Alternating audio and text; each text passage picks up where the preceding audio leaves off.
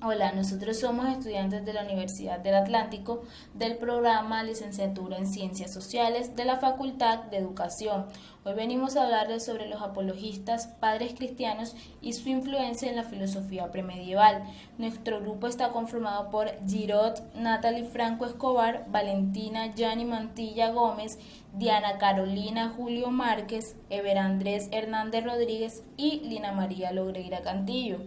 Esta exposición corresponde a la asignatura de Filosofía Medieval Grupo 2, dirigida por el docente Frank Brady Morales Romeros. A continuación, nuestra compañera Valentina Mantilla va a empezar hablando sobre lo que son los apologistas. Ahora pasaré a hablarle acerca de los apologistas. En el siglo II de nuestra era se desató una gran ola de persecución contra los cristianos ante las falsas acusaciones de incesto, asesinato de niños y canibalismo.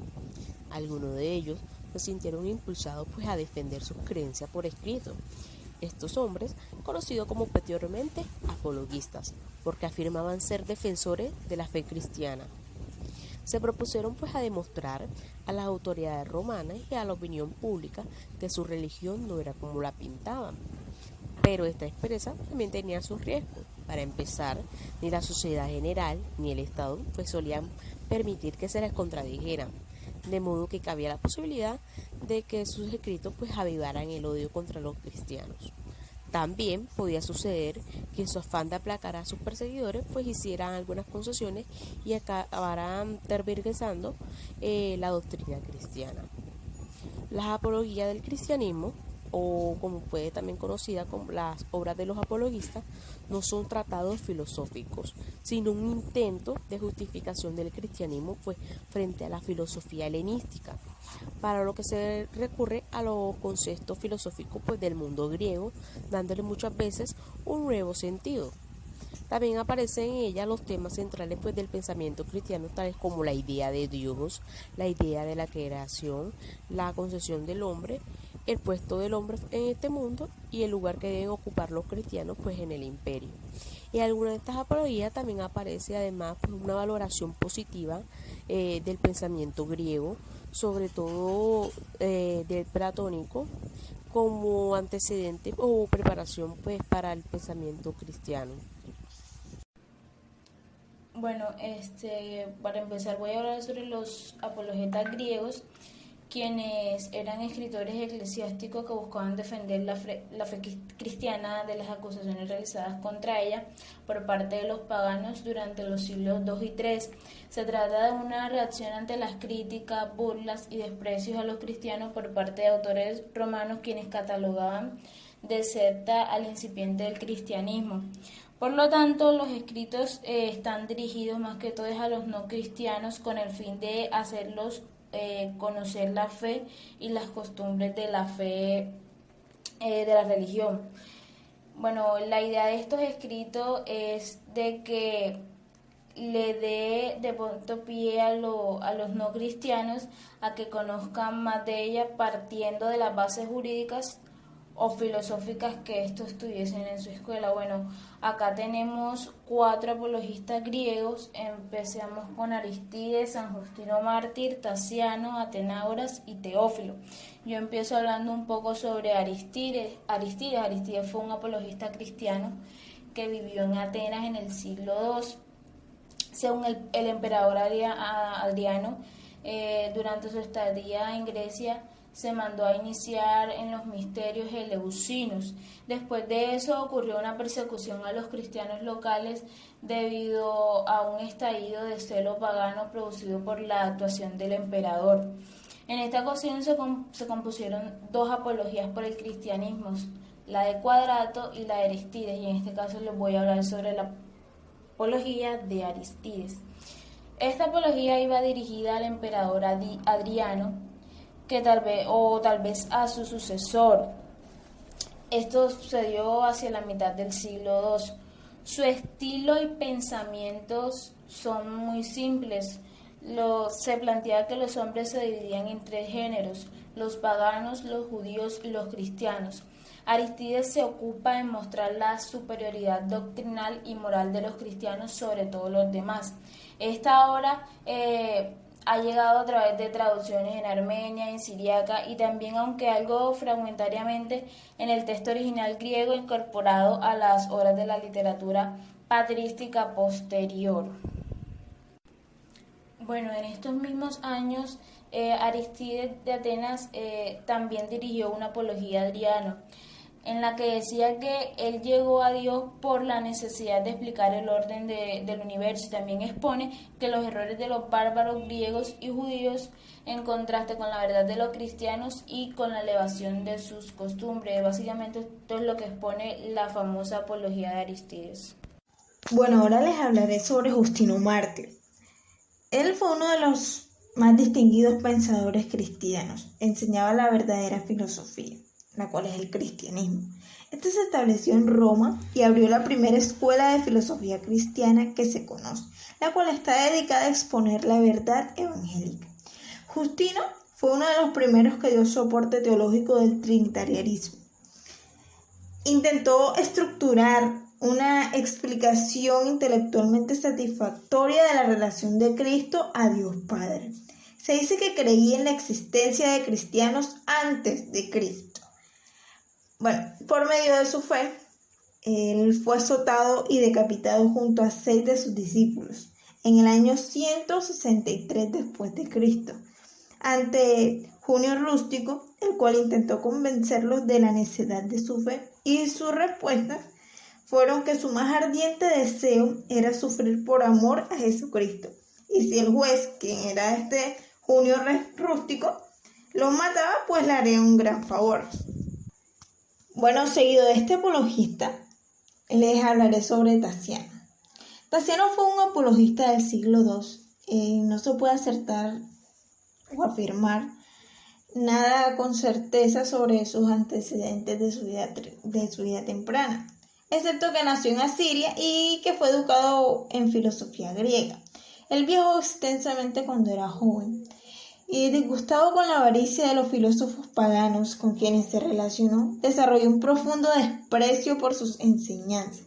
En 150 después de Cristo se convirtió al cristianismo, al sentir esa repulsión por la grosería de los paganos, atraído por la santidad de la religión cristiana y por la sublimidad y simplicidad de las Sagradas Escrituras. Él se unió a la comunidad cristiana en Roma, donde fue oyente de San Justino. No hay razón para pensar que fue convertido por este último, porque mientras San Justino vivía, Tasiano permanecía ortodoxo. Más tarde apostató. Eso fue cerca de 172 después de Cristo. Se volvió un gnóstico de la secta encratita y regresó a Oriente. Aún se desconocen las razones y fecha de su muerte. Entonces, con esto le doy paso a mi compañero Giraud, quien le va a hablar sobre Atenágoras. Bueno, y siguiendo con mi compañera, sigue Atenágoras. Atenágoras es algo particular, es un apologista griego del que poco se sabe.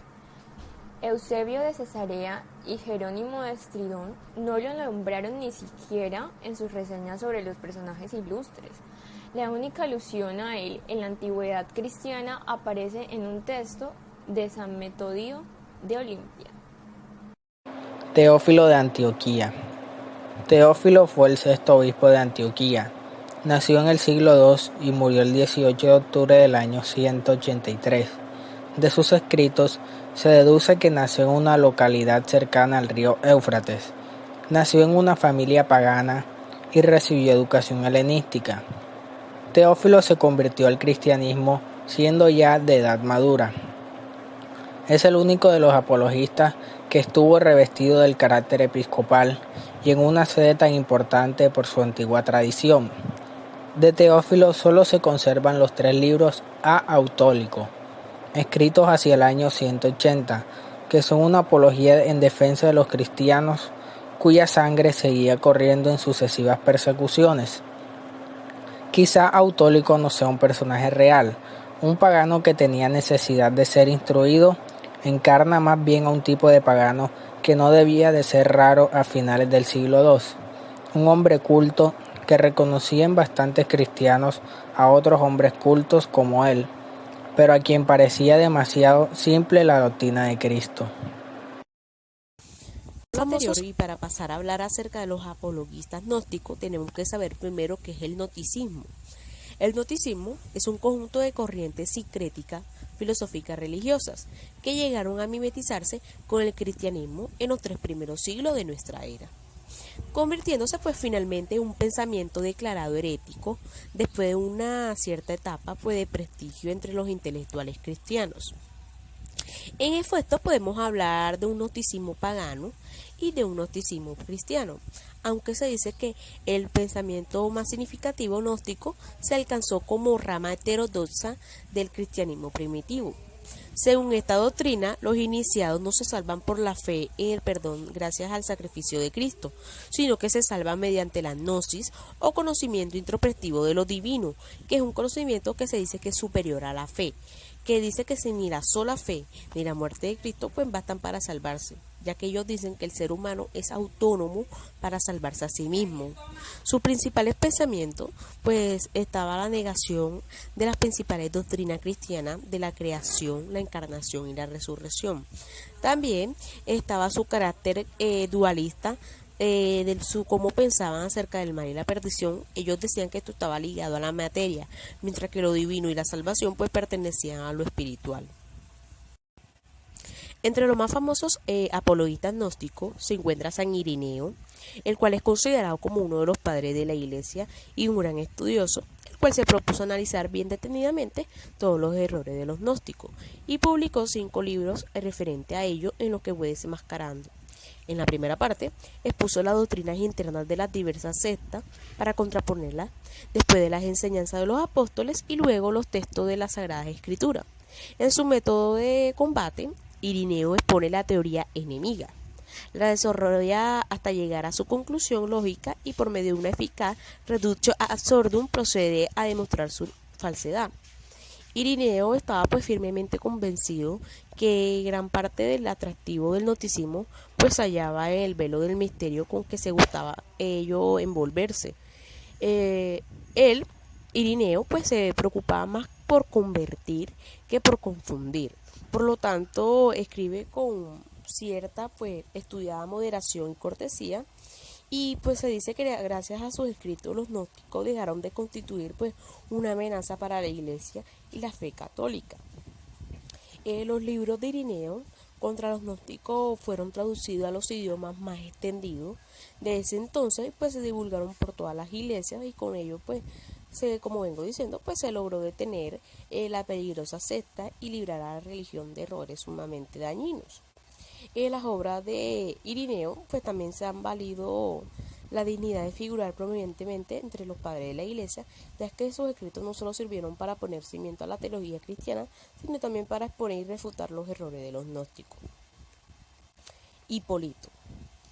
San Hipólito se dice que fue el primer antipapa en la historia de la Iglesia católica. Asimismo se dice que era discípulo de San Irineo, ya sea que posiblemente fue en Roma o en Lyons.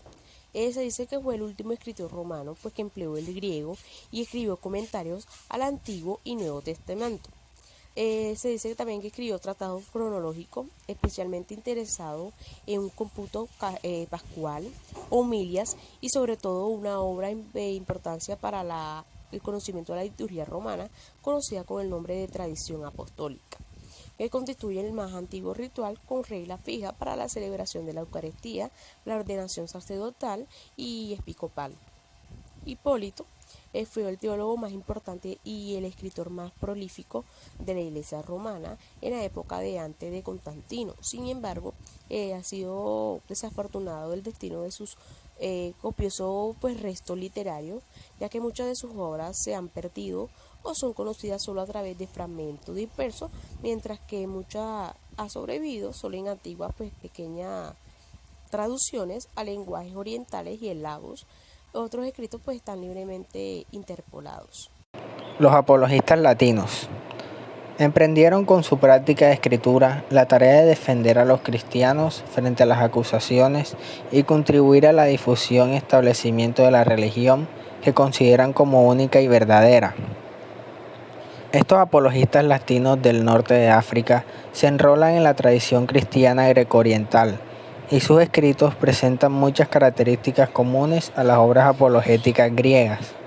Sin embargo, a diferencia de las apologías escritas en griego, en las apologías latinas de estos autores no se polemiza tanto con los filósofos griegos, sino con autores latinos, y en esto reside la originalidad de esta literatura cristiana que comienza a desarrollarse en Occidente con Tertuliano y Minucio Félix, que tomaron como base a Varrón y a Cicerón.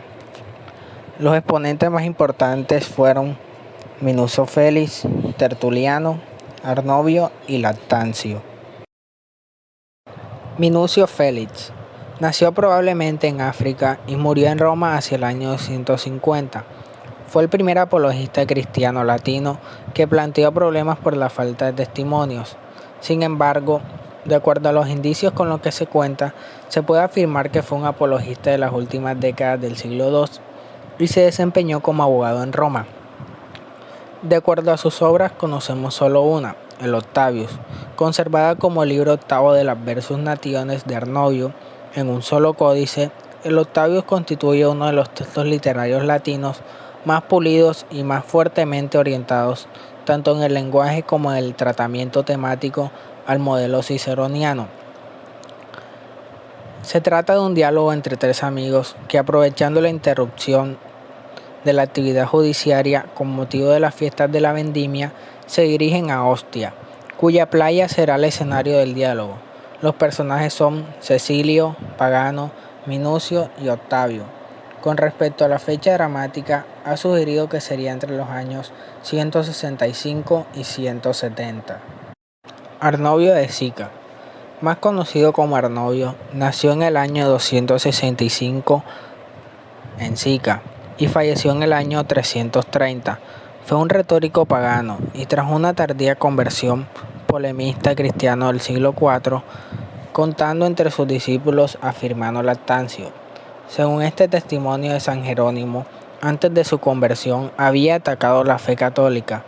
Posteriormente, y habiendo solicitado ser admitido en el seno de la Iglesia, y ante la desconfianza de su obispo que le pide una muestra de sinceridad, este escribe las Versus Nationes. Son 7 libros de apología contra los paganos, cuya fecha de composición debe situarse en los primeros años del siglo IV. El Las Versus Nationes es una larga y confusa apología del cristianismo, donde Arnovio, en estilo con erudición e ironía, ataca al politeísmo, sobre todo en su forma de antropolatría. Los 2 primeros libros van encaminados a rebatir la superstición pagana, que estima a los cristianos responsables de las calamidades que asolan al género humano. Los libros del tercero al quinto constituyen una violenta requisitoría contra la mitología grecorromana. Con fecundidad retórica desarrolla los temas tradicionales, llevando a sus últimas consecuencias de ridículo las leyendas paganas. Los libros 6 y 7 son un ataque al culto politeísta y defiende a los cristianos de la acusación de impiedad. Adquieren especial interés por la cantidad de detalles concernientes a ritos y ceremonias. La Escuela de Alejandría. Bueno, la Escuela de Alejandría, también llamada Escuela Neoplatónica de Alejandría, se creó durante el siglo III después de Cristo, gracias a la figura de Amonio Sacas, quien fue un filósofo de dicha ciudad, y se le atribuyó la creación de la misma. Él nació en el año 175 después de Cristo y falleció en el 242. Se cree que creció bajo las creencias y la educación del cristianismo, pero posteriormente se decantó por el paganismo. Sus doctrinas se transmitieron oralmente y por esta razón no hay ningún escrito de su propia mano. La escuela era una más de aquella época a la que consideraban pagana, puesto que seguían los conocimientos y estudios griegos en una época en la cual el cristianismo estaba en su expansión. Su existencia coincidió con las de otras escuelas famosas como fueron la de Roma, Siria, Pérgamo y Atenas. A la escuela de Alejandría, datada en los siglos III al V, se le unieron estudiosos de renombre como el caso de Hipatia. Al igual que en otros centros educativos, su existencia y duración se debía gracias a las ayudas del municipio y a las aportaciones de estudiantes. Sobre la docencia, los estudios que allí se impartían eran organizados en 3 escalones, que eran los habituales que se estudiaban en aquella época: la gramática, la retórica y la filosofía. Con esto doy paso a la siguiente participación que me corresponde, en la cual hablaré sobre algunos apologistas de Alejandría. Algunos apologistas de Alejandría. Empezando con Clemente de Alejandría, tenemos que su labor fue, como principal, ser maestro de los intelectuales. Su misión era ayudar a quienes buscan las verdades más profundas y convencer a los intelectuales paganos de que el cristianismo no es la religión absurda que sus enemigos pretenden. Otra labor fue buscar los secretos más elevados de Dios y su creación. Bueno, seguido de esto está la doctrina. Clemente demuestra su método teológico apelando a Platón y a otros filósofos. Quería mostrar a sus lectores que buena parte de las doctrinas cristianas encuentran apoyo en las enseñanzas de Platón. Este referente a las Sagradas Escrituras dice que está llena de alegorías y metáforas, pero aún así no hay que olvidar esa parte literal. Pero quien se queda solamente con la parte literal es como al niño que se contenta con la leche. Nunca llegará a ser un adulto. Como hechos relevantes de Clemente de Alejandría, tenemos que viajó por buena parte del mar Mediterráneo para buscar a alguien que le enseñara más acerca del cristianismo, y encontró en Alejandría a un maestro llamado Panteno. Tiempo después su maestro murió y Clemente lo sucedió. A causa de la persecución de Séptimo Severo, Clemente se vio obligado a dejar Alejandría. Viajó por varias regiones del Mediterráneo Oriental, Siria y Asia Menor, hasta su muerte, que fue en el año 215.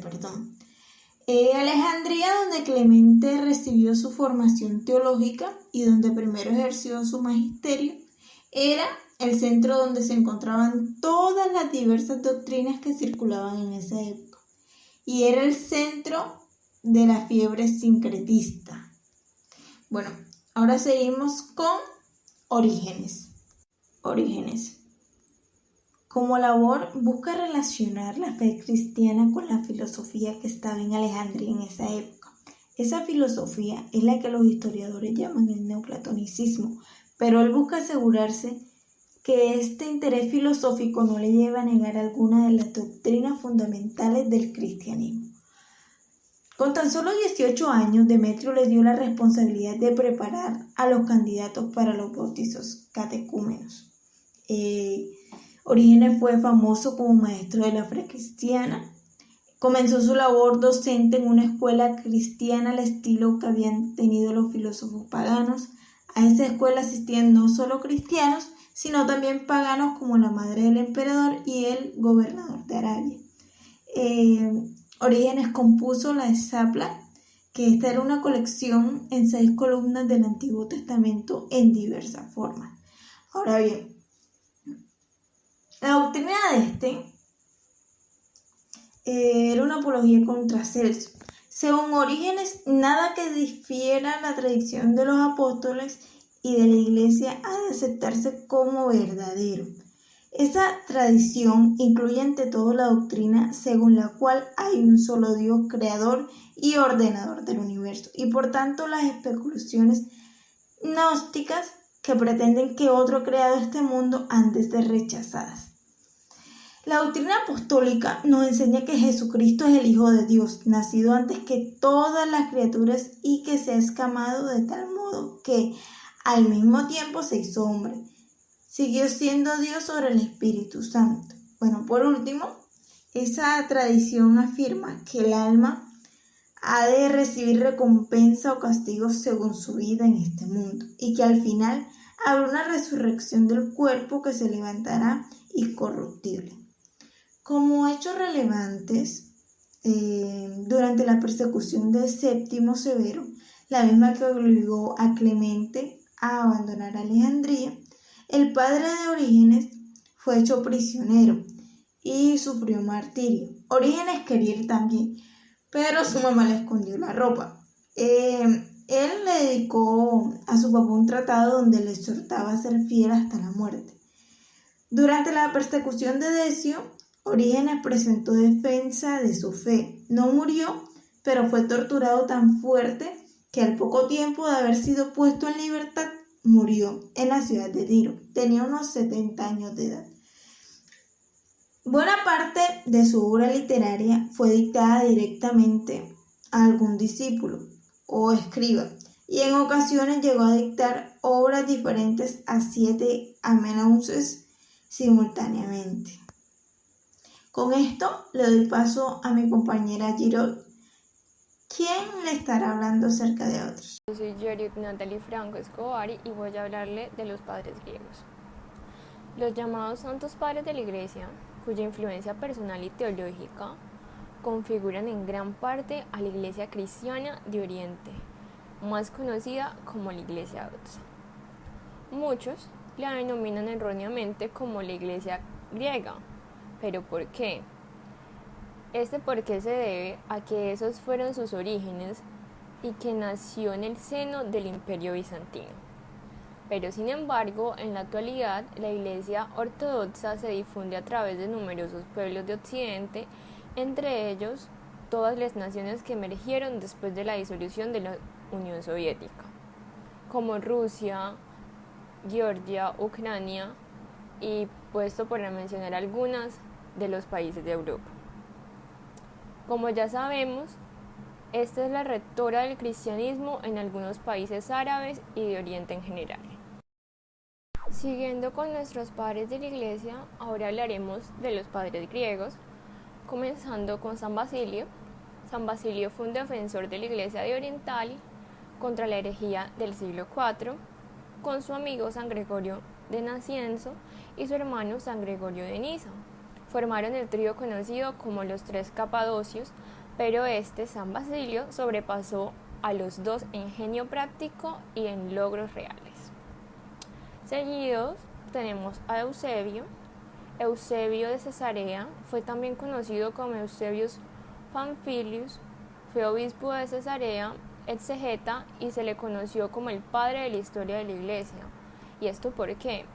Esto se debió a que sus escritos están entre los primeros relatos de la historia del cristianismo primitivo. Y dejando de lado Eusebio, como ya hablamos, está San Gregorio de Niza. San Gregorio de Niza o Gregorio de Niceno también fue conocido como Gregorio Niceno. Fue obispo de Niza en Capadocia en el siglo IV también y teólogo, venerado como santo en la Iglesia Católica y en la Ortodoxa. Asimismo, figura en el calendario de los santos de Lutero. Los padres latinos son los discípulos más jóvenes de los griegos, maestros de su fe y pensamiento cristiano de toda la teología. Como ejemplo tengo a San Ambrosio de Milán, quien fue el primer cristiano en conseguir que se reconociera el poder de la Iglesia por encima del Estado y también desterró definitivamente a los paganos de la vida política romana. Al principio el reparto de los poderes entre cristianos y paganos estaba más o menos equilibrado con Graciano, un emperador romano y cristiano, pero luego fue asesinado y Roma pasó a manos de Valentiniano II. Entonces se da de pronto la guerra de las estatuas, que fue enfrentada desde Constantino a las diversas religiones con representaciones en el Senado. En 384 el partido pagano aprovechó la debilidad de Valentiniano II para devolver la estatua de la Victoria al Senado. Esto provocó la ira de Ambrosio. Finalmente Ambrosio hizo declarar a Valentiniano que los emperadores tenían que someterse a todas las órdenes de Dios, al igual que los ciudadanos tenían que obedecer las órdenes del emperador, también los soldados. A partir de esto, Ambrosio consigue hacer efectiva una demanda por la que la Iglesia ostenta un poder superior no solo al Estado romano, sino a todos los estados. Entonces, durante el reinado de Teodosio, ordenó a un obispo local que sufragaran los daños de la destrucción de una sinagoga por los cristianos. El emperador se encontró dispuesto a acabar con esas prácticas que eran intimidatorias, entonces Ambrosio nuevamente se opuso y consiguió que el emperador declarara libre a la iglesia de tener que responder por este tipo de cuestiones. ¿A qué voy con esto? A que de pronto el pensamiento de Ambrosio, y en ese entonces todo estaba, la iglesia estaba por encima del Estado y de la política. Bueno, entonces otro seguiría San Juan de Damasceno, que pues fue otro representante de los padres latinos. Él creyó que la filosofía, o su pensamiento era que la filosofía y las ciencias eran siervas de la teología, y que su misión consistía en contribuir a la comprensión de la verdad recibida a través de la revelación. También expone que la fe es el fundamento de la razón, tanto si su movimiento parte de la observación de la naturaleza como si parte de una propia fe para comprenderla. Tiene una obra principal que se titula La fuente del conocimiento. Aquí de pronto esta obra contiene las definiciones y los postulados en cuanto a la física, la moral y a la teología, y el lugar que ocupa en la filosofía. También él habla de que la razón de explicar los fenómenos de pronto no es válido, entonces por eso él critica las supersticiones a las que considera fruto de la ignorancia. Otra de pronto de sus postulados es de que la naturaleza es ley o potencia que únicamente le confiere al creador. Entonces lo que trata de decir aquí es que la naturaleza no existe fuera de los individuos y solamente el pensamiento puede concebirse y puede concebirla. Entonces, básicamente este pensador siguió el dogma cristiano y tampoco abordó pocos temas de sus antecesores. Entonces, de esto básicamente es lo importante, lo que recoge San Juan de Damasceno. Agradecemos a todos por su atención, esperamos que nuestro video les haya gustado, les haya entretenido, que hayan aprendido algo nuevo y sobre todo que les sea de ayuda.